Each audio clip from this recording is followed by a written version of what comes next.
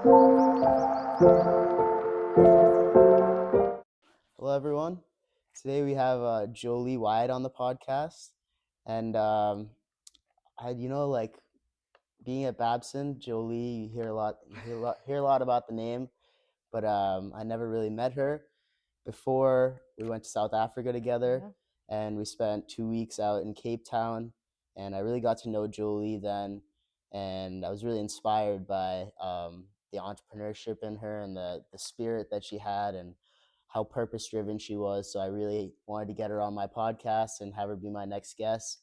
And this podcast is really about finding purpose and then acting with great effort into that purpose. And so that's why I wanted Jolie on the podcast. So today I'm just going to be asking her a couple of questions about her business, her purpose, her passion, and we're just going to have a conversation. So here we go. Thanks for having me. Yeah, thanks for coming on. And so I guess just to start, I've heard that you run multiple businesses. Obviously, you've told me, and then you're president. You used to be president of SGA now, former.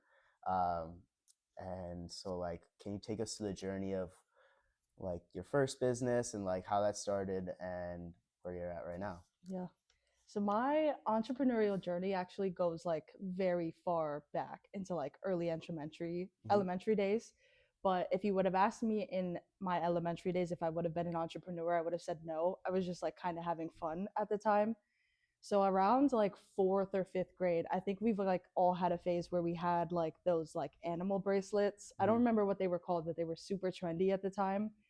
And I was in a very unique position compared to my other classmates that couldn't like afford to get those.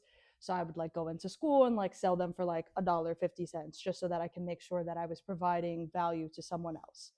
At the same time, when my brother kind of caught up to me in grade because he's like a year behind me, we started selling candy in school because the lunch was just so bad that like no one wanted to eat it. But we wanted to be able to not only have good stuff for us to eat, but make sure that our classmates had good stuff to eat too. So we would go to like the dollar store and like load up on a bunch of candy, go back to school again, sell it for like $1.50. And that was kind of my first experience in like entrepreneurship as far as like B2C, if you will. But my first actual entrepreneurial journey, venture wise, started in my sophomore year of high school. So during sophomore year, I think that's when COVID had officially hit. And in my high school years, I was involved in the International Business Academy. So in our high school, we picked like academies to go into. So you could choose business, you could choose medical, you could choose bioengineering, all of these different ones. And fun fact, I had originally chose medical as my academy to go into. My mom studied dermatology. My sister followed right after her. So I was kind of in this realm of medical is where I'm supposed to go. That was all I knew at the time. But I wrote a letter because you had to write letters to get into it. Wrote the letter, submitted it, was supposed to be part of the medical academy. Over the summer, continuously listening to what my mom was dealing in her workforce and what my sister was dealing with, I was like, I want nothing to do with medical. I made a mistake here. So I was talking to my dad one day and I was like, listen, like, I'm not really sure what I want to do right now, but I can guarantee you medical is not what I want to do. What like do I do in this situation? And I have carried this with me ever since. But the one thing he said was, even if you don't know what you want to do right now, there's an element of business in everything. So if you can study the fundamentals, the intellectual properties of business itself, you can figure out what you want to do afterward. So I was like, yep, that makes sense. We're going to do it. Jumped into the business academy, completely changed my life. So sophomore year, we have each year you study something different. So we started with accounting and finance. The next year we moved into actually creating and implementing a business. The last year of the academy was focused on college scholarships, getting ready to go to college pretty much. And I was very interested in makeup at the time. Loved it, loved doing eyeshadow. I would go to school with like pink, purple eyes. Like it was just my way of expressing myself. And I was focusing my kind of project in class on a cosmetics venture. I wanted to change the narrative within the retail industry of affordability and access for women to have access to more clean beauty, cruelty free, more focused on the ingredients that you're using inside of it. Because I've shared this a bunch of times in my personal life. I think I've shared this with you before, but I do suffer from a chronic illness that's very focused on what you put in your body, on your body, all of that. So I wanted to have a brand that was more focused on providing value to someone else. And in that same year, my dad ruptured his bicep tendon. My dad's the breadwinner of the family, if you will take that into consideration. So we were in this position where COVID had entered. And at the same time, while everything's kind of crumbling down, our main source of income in the family was also now kind of at a standstill. Mm-hmm. So I was like, same kind of mindset I have here at Babson. I was like, let's experiment. So I think I started with like $200, bought a bunch of stuff off of Alibaba at the time, like just trying stuff out. Bought like a bunch of lipstick containers, watched videos, researched for hours on the best products to use, how to do it, how to start a company with $50, and really just started it. And a few years later, like a year or two later, we had shipped to 7 countries already, had maximized with $7,000 in profit. So I was doing all of this stuff with like no knowledge, just kind of like starting out, being a researcher, asking the right questions, and kind of following like the failures of like what's working and what's not working. So my first venture was really focused on experimentation in a way, but it was also a good opportunity for me to mix my passion in while giving value to someone else through that venture. Awesome. I Yeah. mean, I know I've heard it around a lot, but like businesses don't just like come out of like Yeah. nowhere, but they actually like just start with someone trying to do something pretty cool, and then Mm-hmm. they just happen to turn into a business Yeah. that you're making money out of. And I think I heard that from Zuckerberg. And Yeah. so like that's really cool to hear. And so you started talking about passion a little bit. Mm-hmm. How much does like passion really drive what you do today, what you've done before, and Mm-hmm. all of that? I know your new venture is If the Shoe Fits, Yeah. and can you talk to us about how passion kind of intertwines with that? Yeah. I think I feel like I've been hearing a bit of a controversy as far as passion, because some people, and I'm on that side of passion, will kind of always drive purpose. Mm-hmm. There's also the perspective of passion can only take you so far. Mm-hmm. But I am one of those people that are driven by helping someone else, are driven by providing value to someone else. So when I think of what I do every day, like people will say like, "Oh, I hate my job. I don't find the passion, the energy to want to wake up, do it every day." If you don't have passion, you don't have purpose. That's how I look at it. So, entrepreneurship for me is an opportunity for me to not only help other communities, but help and provide value to people within those communities. And I feel like, especially in today's world, we need more change makers, more social innovators to continue to build to the legacy of what the world could be, to actually shape it into a better world. So when I am looking at all my ventures are very focused on impact. They're socially driven, socially impact driven, all focused on making sure that someone else gets something, the world gets something too. Mm-hmm. So my passions kind of stem from personal experiences, and I think that puts me in a unique position as an entrepreneur, because not only am I providing value for someone else, but I've personally experienced the problem I'm trying to solve. So for example, with the beauty one that I started the first time, I was personally experiencing the gap of paying like $50 to $60 for this high-end product that I just didn't have money for. At the same time, they're also testing on animals. It's just a whole thing. So now moving into my shoe venture, I've personally experienced the problem within that venture. So, for example, also working on this while I was in high school, I have a size 12, not only a size 12, but a size 12 wide. Mm-hmm. And over time, I've noticed that there's differences in what wide actually means.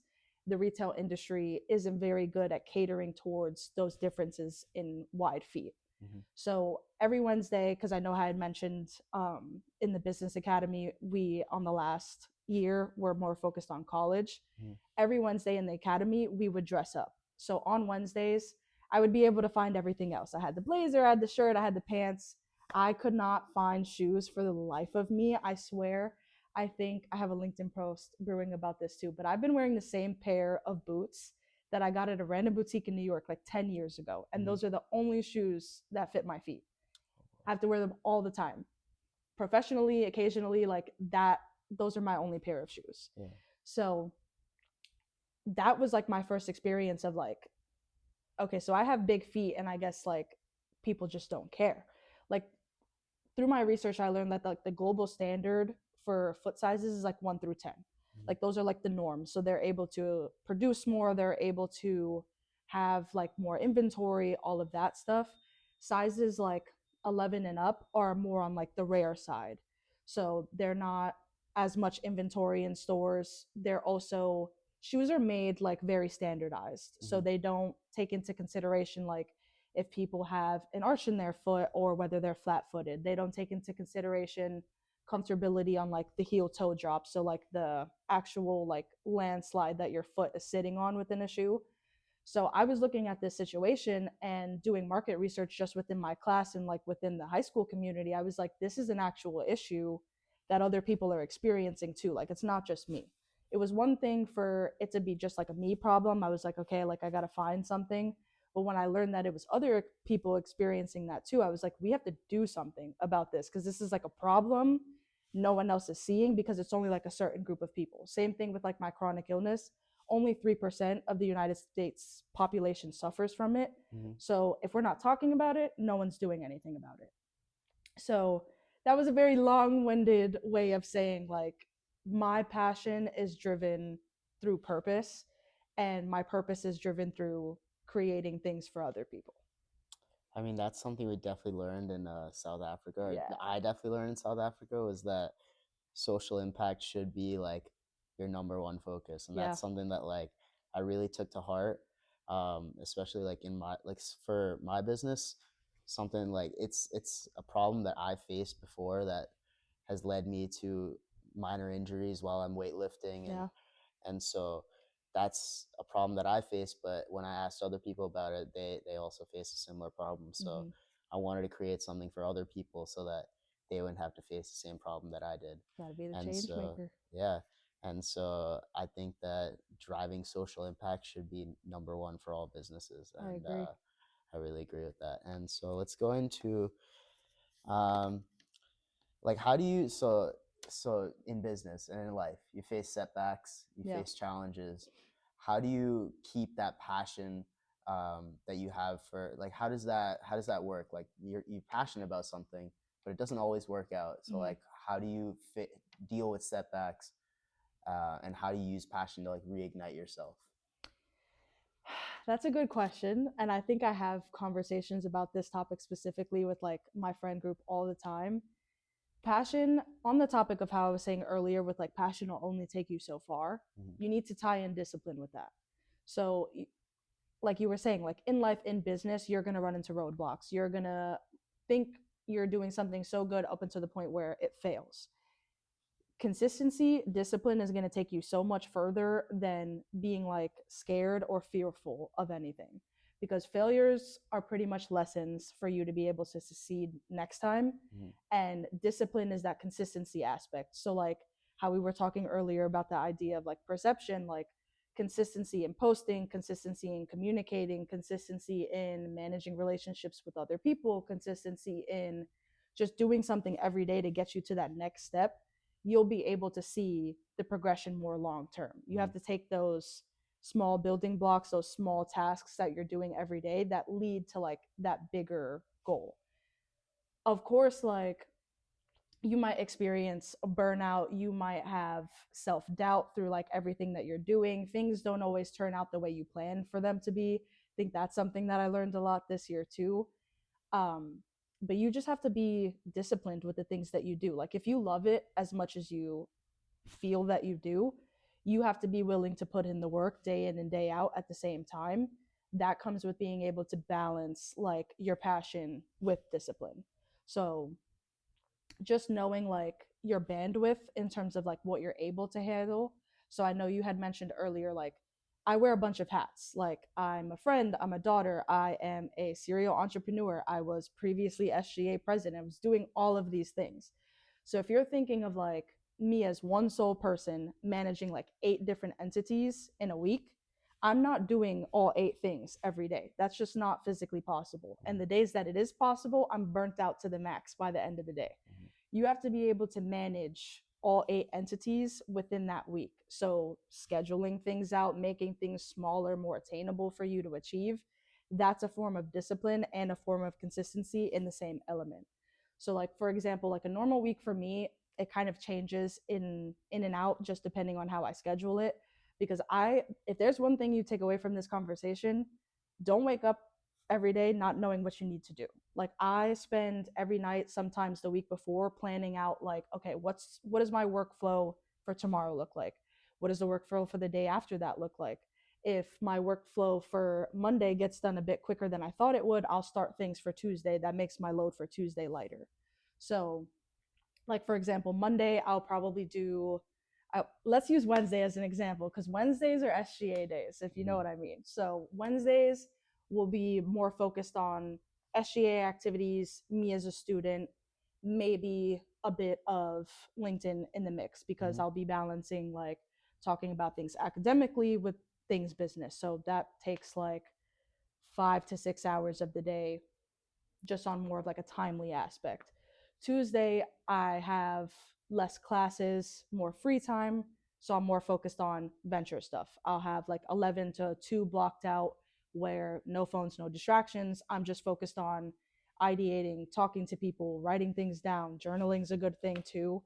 But you just have to be able to know your bandwidth, be able to balance out things, and try to keep yourself as disciplined and consistent as possible because discipline and consistency will take you very far.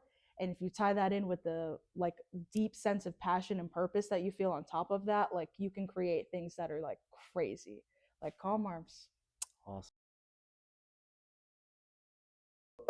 You're just talking about discipline and consistency. Um, like the main idea behind this podcast is the mental side of success and like what it mentally takes to become successful. And I define success in like a very different sense than other people.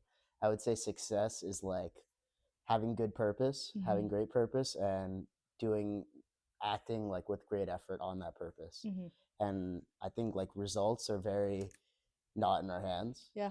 And so tying success to results is like not something that I think is great because you can't really determine someone's results just based on that. So like one of the big things that we want to highlight in this podcast is how our guests like define discipline. And so if you could give me like a 1 sentence definition of discipline, what would that be? Maybe not 1 sentence, maybe a little bit more. But I'm gonna try in 1 sentence because I think that's interesting. I feel like my definition of discipline would be showing up even when you don't want to. So you probably read my LinkedIn post about this. I'm plugging my LinkedIn content, guys.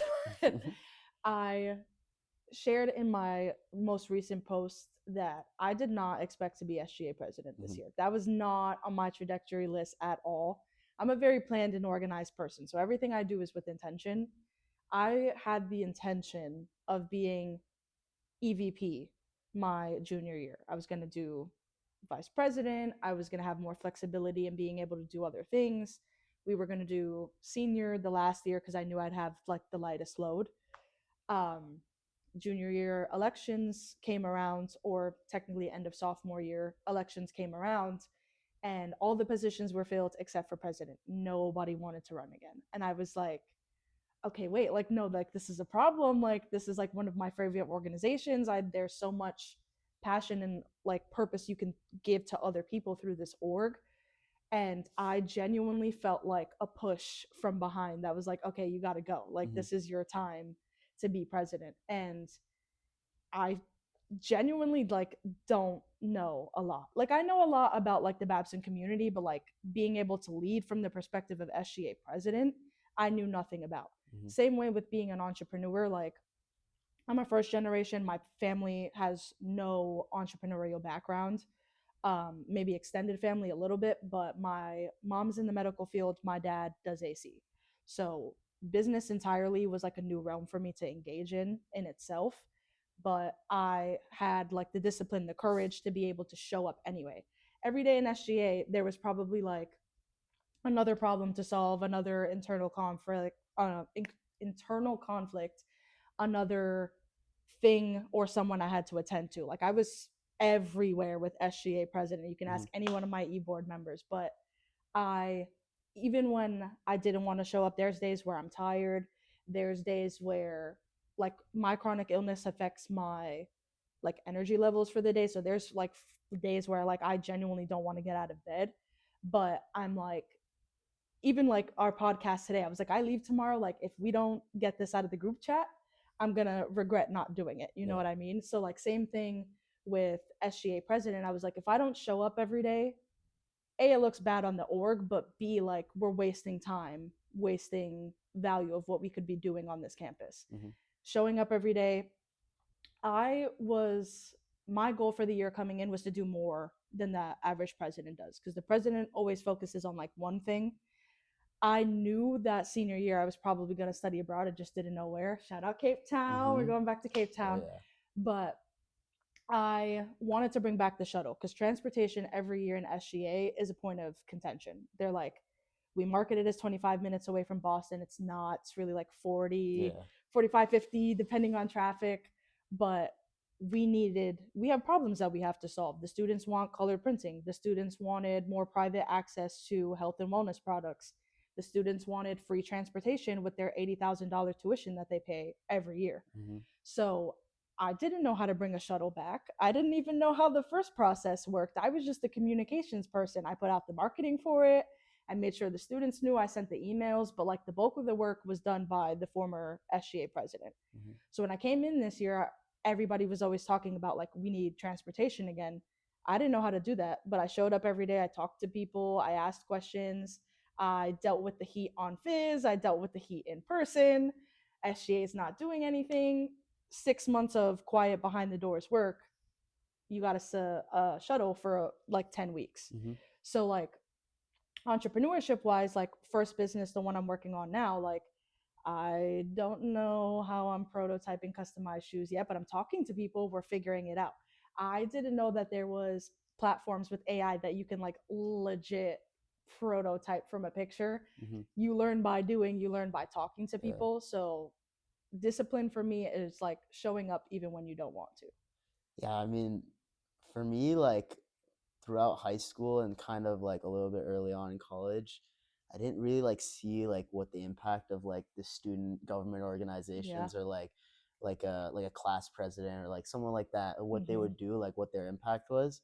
But this year, like I really saw an impact out of the SGA president because I was one of the first people on the shuttle and You I was were insert and picture. and that was a game changer, honestly, because like having to Uber into Boston every time you wanted to go to the Just city cost money. sucks. It stunk, and we started taking the train, but like the train is it's okay, but like Yeah. when you go to Babson and it's such a nice school and all, Mm-hmm. everything, the transportation should be just as easy and Yeah. nice, and Jolie really provided that for us, and I'm I really worked thankful. hard. And I think like one thing I filled out this form, like this form for seniors, and they were like, "What's one thing that could really use improvement?" And I was like, I thought transportation could use a lot of improvement, and I Yeah. saw a lot of improvement this year. I just hope it sticks around. Continues. Yeah, it Yeah. continues. And so yeah, that's awesome. But yeah, so more into discipline, like I think that like showing like your definition right there, showing up when you don't want to, is really like is really what I think discipline is Yeah. exactly, because if you like put it into the context of the gym, like I try to go to the gym like 7 days a week. It Mm-hmm. ends up being more like six, but like some maybe like two of the days I actually want to go and like actually want to work out, but like as I've been going more and more, like you kind of just like I feel like I want to go more and more, Yep. like I want to show up more and more. So like Mm-hmm. consistency kind of builds that fire in you, I think. I also feel like even on the token of like gym, like sometimes I'm not as consistent as I used to be. We're gonna work on that. But even like the days that you don't want to go to the gym, I swear you have like the best workouts. Yeah, Like yeah. it's just like I didn't want to be here, but I'm so glad I came here Yeah, today. I mean, I think that like when I go in there and I don't want to do something, once I like do that first exercise, I'm like, okay, like now I'm ready. Like Yeah. now I'm like, this is like good. Um, but yeah, so you spoke about how you wear multiple different hats. Can you tell me a little bit about like obviously you also spoke about a little bit about your time management techniques. Mm-hmm. Can you tell me like can you like go more into that and like tell me how do you manage like multiple different businesses and then SGA president? Like how like that Yeah. takes a lot. Like I that get that takes a lot. question a lot, a lot. And every time I get it, the question asked to me, it's like in a different time period Uh-huh. of like my stages, but I was thinking about this question a few days ago. So I touched on it a little bit already, but like I said, like 8 entities, you can't do 8 entities all at once. So within my task list, you make a task list for the week, for the month, for the day, however you want to do it. Start small. Um, I have my task list in my priorities for the day. So I know I mentioned like Monday, SGA, academics, Tuesday, Mm-hmm. venture, whatever. You have to know like what is your priority for the day because when you're doing so many things, you have to be able to like manage your time while still making sure that like you're hitting the goals for what you want to do.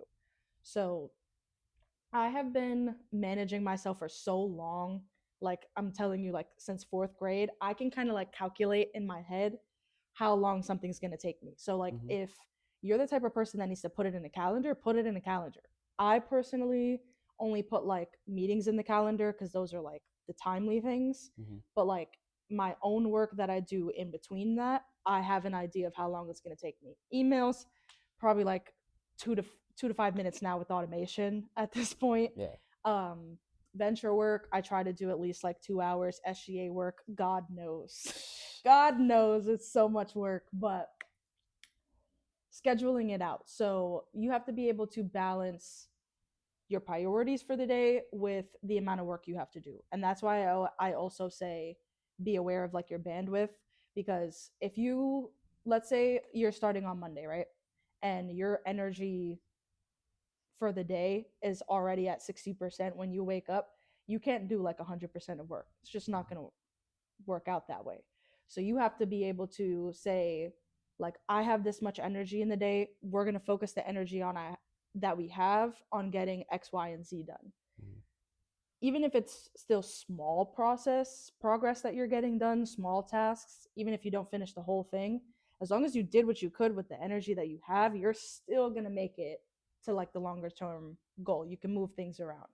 So I put things in my calendar. I have my calendar is more focused on the timely things. My task list is more focused on the things I do in between, and I manage myself in between my time. So like let's say we did our podcast at 12. Mm-hmm. So from 9 to 12, I went to health services. I was working on the impact report for SGA. I moved out of my dorm.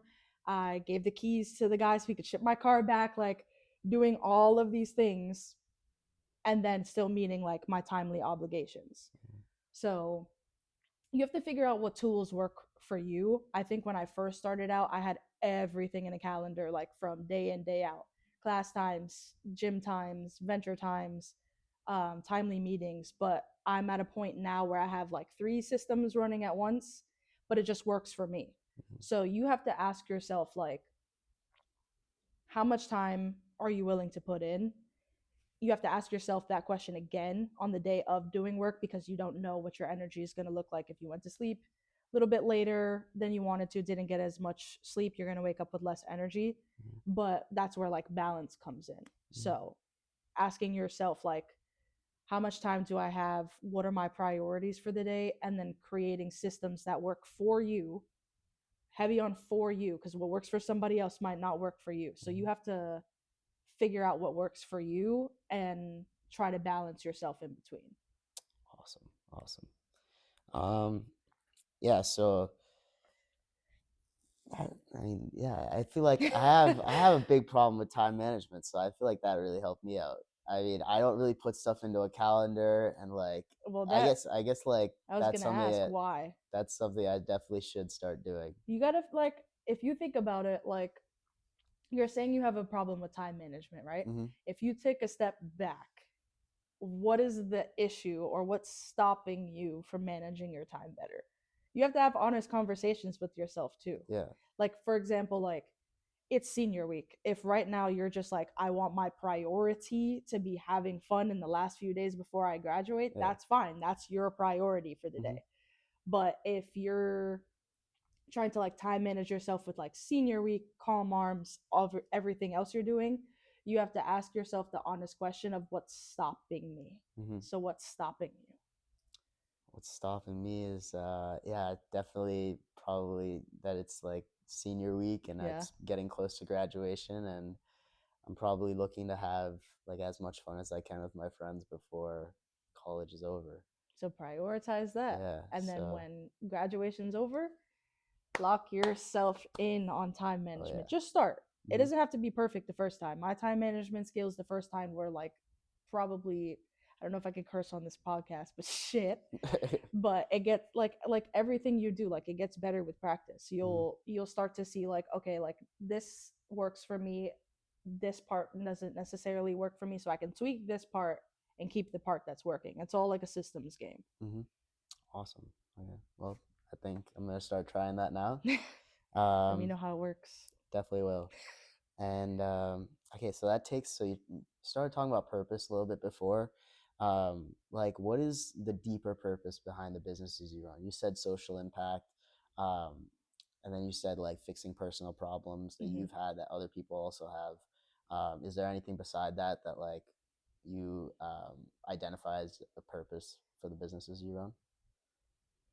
I'm sure if you gave me more time to think about that question, I could Hmm. probably pull something else out. But still, at the core of everything I do is making sure that we're providing value for people and places. Hmm. So, like I said before, I think I mentioned like everything I do is intentional. I've experienced the problems that we're doing right now. I've also been in situations prior to my experience at Babson where I have met people, family, extended family, people in institutions all over the place that have given me these golden nuggets of wisdom that have empowered me to be the person I am today. And I wouldn't be the empathetic, caring person that I am today had I not had these people that have pushed me into the right direction that fuels what I want to do. So, having had those experiences, I see how valuable it is to have other people in your corner that care about what you want to do too Hmm. and care about helping someone else in the process. So that's where I get most of like my satisfaction that comes along with like having that passion and purpose, is being able to see like someone else get just as good makeup for cheap without hurting their pockets and still having fun and being able to express themselves. Someone who has flat feet like me and also wide feet that cannot find shoes in any store that they go into and feel like that very small population of people that are experiencing that problem get like the value, feel seen. I want to make people feel seen. I want to make people feel heard. I want to make people feel valued. That's what I get out of doing that. And that's what makes me get up every day, even when I don't want to. So that's Awesome. that balance of passion and discipline. Awesome. And would you say that reflects like your personal values as well? Like, For uh, sure. you like really just want to help other people, and that's like something you personally care about. Yeah.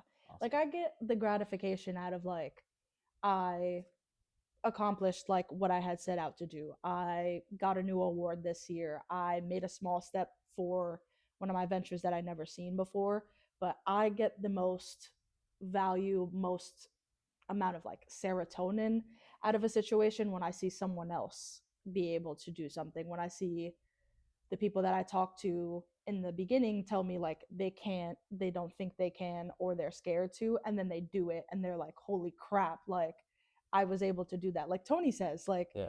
in our Cape Town trip, his like motto was like, you have more of like an ability to do things than you think you do. Yeah. that's kind of like what my purpose is in everyday life, is like showing people that they can do it. Like, I'm a first gen. I told you earlier, like, no one in my family has had like the background of entrepreneurship before, but I'm doing it, I'm figuring it out, and my purpose is to show other people they can do it too. Awesome. So one thing in meeting you that I've really noticed is that you're just this glowing ball of like positivity, like just so much positive energy coming out of you. Always got a smile on your face, and I think that's so awesome. And I'm just like super like the people like that. Just like they just make me so happy because they're You just need happy all that. the time. Hmm. And I mean, like I've met so many people around Babson like that, and I think, well, like for me, what I think to be positive is like having like a selfless attitude and really caring about other people over Agreed. yourself. Um, what do you think? Would you say that's like the same thing for you? And like if it's Yeah. something else, like what led you to be like so positive? I mean, I've had like this is how kind of like how I feel about Cape Town too. Mm-hmm. I feel like I've had so many experiences that I have taken more energy out of me on a negative side than a happier side, that it takes a lot of energy to be sad. It reflects like in the mindset of like how you're being able to process things, how you're being able to move things based on that mindset. So like if your mindset is like sad all the time, depressed all the time, non-motivated all the time, like you're kind of like just this like mellow like blob. Mm-hmm. I personally like talking to people. I like meeting new people, even though I'm scared shitless to do it sometimes.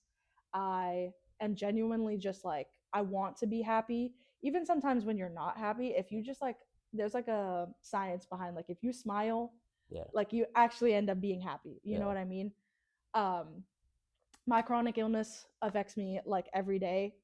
I can either, everything's a choice. That's something I like to say all the time too. That's like my favorite quote. I think I tell my friends it's like every day, everything is a choice. So like I have a chronic illness, it affects my energy levels. I injured my back 2 years ago, couldn't walk for like a year. I Mm-hmm. could choose to be upset all the time. I could choose to be angry at the world. I could choose to victimize someone else for my problems, or I can learn to be understanding. I can learn to be caring. I can learn to be happy and passionate. That's what I have learned through my own experiences. That's what I choose to project every day. Mm-hmm. Happiness, radiance. I think the glow's just sweat. Yeah.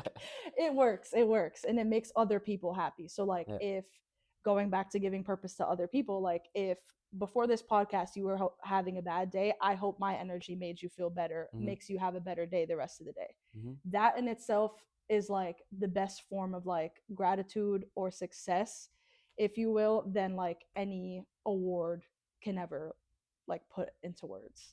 That's awesome because that's definitely something that I've learned over my time at Babson is that like you can like make the choice to like either be sad or be happy, and Yep. like you can make the choice if you're like in a negative situation, right? Mm-hmm. Something bad happened to you, you can either like treat it as an obstacle and Yeah. be like really sad about it all the time and be like use it as an excuse, or you can treat it as an opportunity Mm-hmm. and get better from it and learn from it and like use it for your betterment. Yep. And so that's definitely something I've learned here, and I'm glad that you kind of share the same sentiment. Every day I feel like even from like how you were saying, like throughout the Babson experience, like freshman year to senior year, everything you do in between is a choice. Everything that you do when you wake up to when you go to sleep is a choice. You have to make choices with intention. Hmm. The combination of the two is like the best thing you can do. Yeah, yeah, that's awesome. And so you spoke about success a little bit. Mm-hmm. Um, I spoke a little bit about how I define success for myself. How would you say you define success for yourself? I think I'm still defining what Uh success huh. means, but success for me is like small wins that go into like the larger wins. Hmm. So I remember, I wish I could remember the name of the podcast or TEDx talk, excuse me, but I watched a talk a couple of years ago that was focused on like the idea of people have these like big goals, big dreams. Most of them don't work out because either the person lost passion and discipline midway through, Hmm. or they were more focused on getting to the end goal instead of thinking of everything in between that needs to happen to get to that end goal. So I'm always thinking about like, if my goal is with If the Shoe Fits to be a leader in the retail industry, to grow my brand persona, to be able to be like this light for other people, I'm thinking about the smaller steps that need to happen in between that. So if I'm have like 3 steps that get me to the big goal and I accomplish one, that's success. Like I started.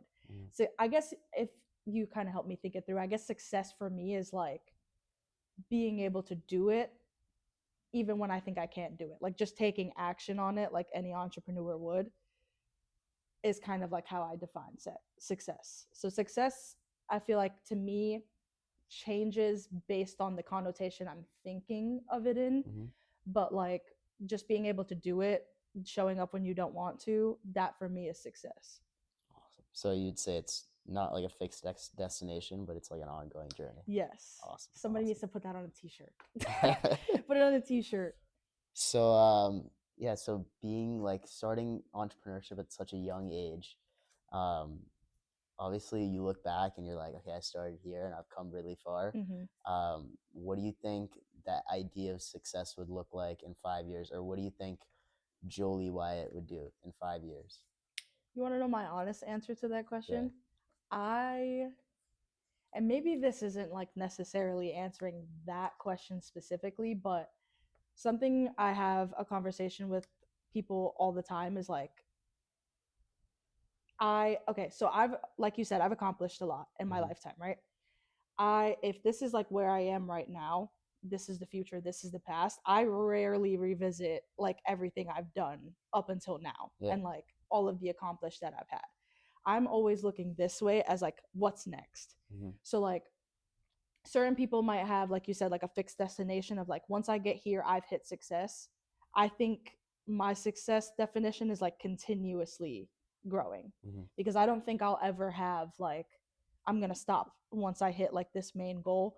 Like I'm driven by a new passion or purpose like every other day. I think in my first ever meeting with President Spinelli, like in our one-on-ones for SGA, I was telling him all the things I was doing, and he was like, um you must be like confused, like you're doing too much. There's like, I wish I could remember the exact word, it's somewhere in my LinkedIn post, I gotta find this, but he was the what he was trying to get at was, when you're doing so many things you can't focus on one thing, but that's where like the balancing in comes in. But for me, like I'll have a new version of success every couple of years, I feel like.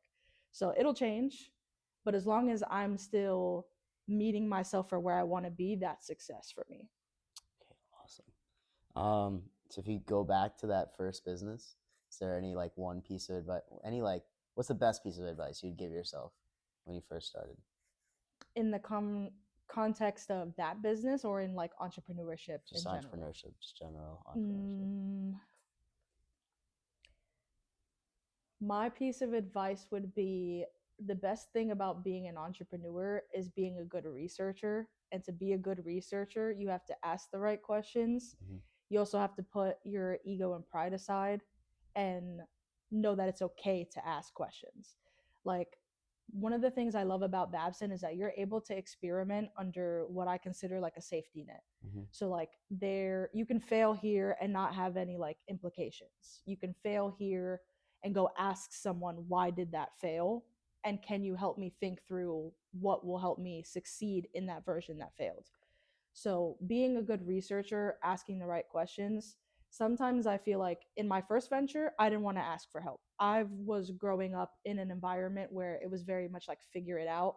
Like asking for help was considered like a sign of weakness. I learned over time that it's not that. Asking for help is guiding you into the places that you want to be, helping you find people that will guide you, helping you find the manufacturer that you need or the videographer that you need. Like you find the missing pieces by asking the right questions. Mm-hmm. So if I was to give any advice to anyone who's thinking of doing anything entrepreneurship related, or just trying to run themselves like a business while they're experimenting within like corporate worlds or whatever kind of trajectory they're personally taking, just ask the right questions. And while asking the right questions, don't spend too much time asking yourself, if I should do it, just do it. And if it doesn't work out, you can ask why it didn't work out and change. It's like A and B testing. Like you Yeah. just keep testing over and over again. Yeah. Yeah, so you talked a little bit about like Babson being like a safety net. Mm-hmm. I know Babson personally has shaped me. Like, I just think that the culture and the people here have shaped me a lot. Yeah. And it's really, it's not like your traditional college Mm. where like you just go have fun for 4 years and then you have to face the reality of the world. Yeah. I feel like it's kind of like a prep, it's like something that prepares you for the life after college. I And I agree. don't think it's like that. It's just not like the traditional college experience. Mm-hmm. So in your like eyes, how would you say that the Babson community and just going to Babson has shaped you over the past 3 years? I gotta say I agree with what you said because I'm gonna let you in on a fun fact. Because whenever I tell people this, they're like, "How?" So I applied to 80 schools, not 18, not 880, Yeah. 80. I think I had applied like the maximum on Common App, and then every other one I was just applying like on the school website. Yeah. I don't even know how much money I spent in college applications, but I was like, I want options because I don't know who's gonna take me. I don't know who's not gonna take me. I also don't know logistically where I want to go, but I knew Florida was not it. I was like, Mm-hmm. I'll apply to the Florida schools, but I'm very much only going to a Florida school if that's like last resort and no one else wants to take me. Mm-hmm. Babson was my number one.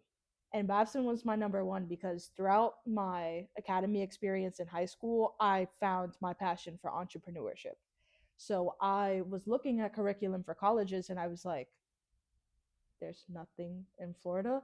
Like I can study business administration, but I had done a dual enrollment program while I was in high school. So I got an associate's degree in business admin while I was in high school. That's a whole nother Wow. conversation. But I studied like the business admin side of things already. And I was like, this is teaching me more like curriculum as like if I wanted to go into finance and accounting, which I learned very early on that I did not want to do either. Mm-hmm.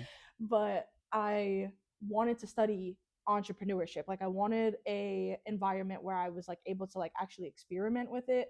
Like it's one thing to teach it, it's another thing to actually get hands on and experiment with it. Yeah. So probably like every other person that found Babson, I Googled it. I was like, entrepreneurship college, Babson was the first thing that came up. I never visited the school. I never visited any school I applied to, actually. I just didn't have like the funds at the time to just like pop a trip to Boston and come visit for the Mm-hmm. day. But I was looking at class size, I was looking at environment, I was looking at curriculum because I definitely wanted to be challenged. Like I felt like the curriculum I was engaging with at like my community college through the dual enrollment program wasn't like challenging me. Like some people want the classes that you get an easy A. I kind of want you to like make me work for it a little bit. Yeah. Like you get more satisfaction when you're like working for something and then you get the A. So try to shorten it down for you. I found Babson, fell in love with it. First time I got deferred, I was like, oh shit. Like, That's what happened to me too. I was like, no, they don't want me. They don't see the value in me. But then the second one had rolled around. Then as soon as I got it rolled, or like they were like, yes, like your moment has arrived. I was in front of my business teacher and she was like, where do you want to go to college? And I was like, Babson. And she was like, they accepted you, right? And I was like, yeah. And she slid her credit card across the table at me because I love my family. I take my family into account for everything. Mm-hmm. I'm the first in my family to like go away for college. So my mom was like, no, like go to school in Florida. So I'm Mm-hmm. like listening to my mom and I'm like, I'm probably going to go to UM or like USF. And she was like, you want to go to Babson, right? And I was like, yep. And she slid her card at me and she was like, put the deposit down. So she paid for my deposit. Very grateful. Love that lady. She's like my second mom, the reason I am who I am today.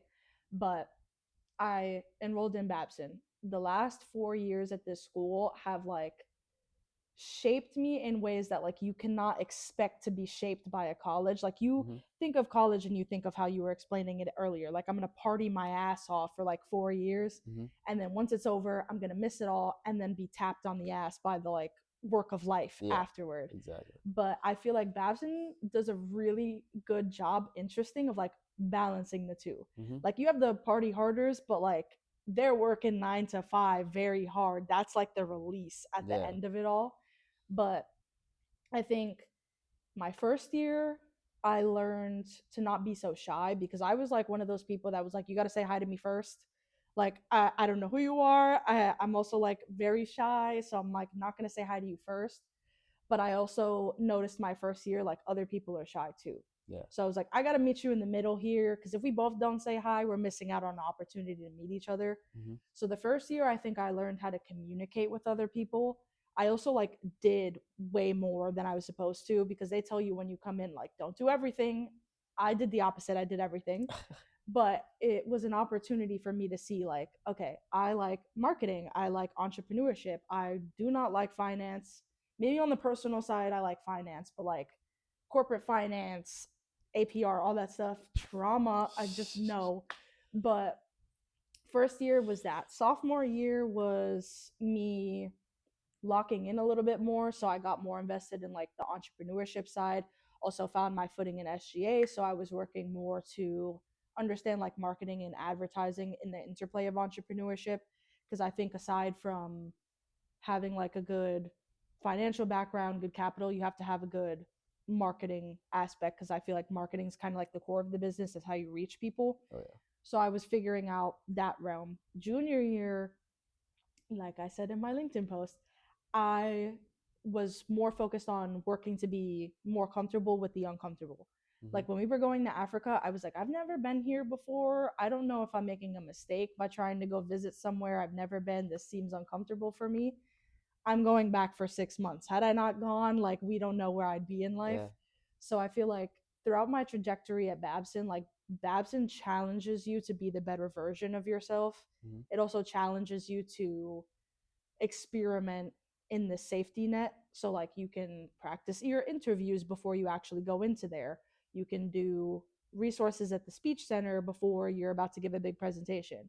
You can also study abroad for free, which blew my mind when I came here because I was like, if you would have asked me in senior year if I'd be studying abroad in another country, I would have been like, no. Like, keep me in the States. That sounds Yeah. dangerous, but like, it opens your mind to like such a different perspective. Like, even when I go home and I talk to my parents, I'm like, you don't understand like what I'm trying to get at here, right? Like, I must sound like this crazy, like, accounting woman. Like, you feel like you're talking to like a brick wall. Mm-hmm. But like, I feel like Babson really does prepare you for like life outside of college, like the real world.